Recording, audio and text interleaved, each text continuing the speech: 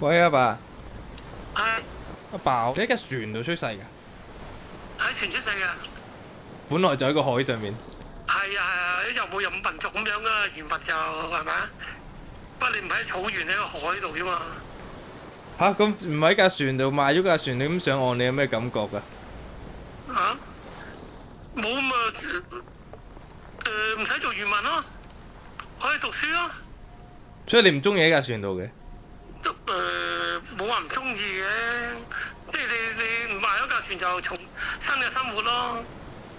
你今晚嚟到長洲，覺得呢度好先喺度定居啫。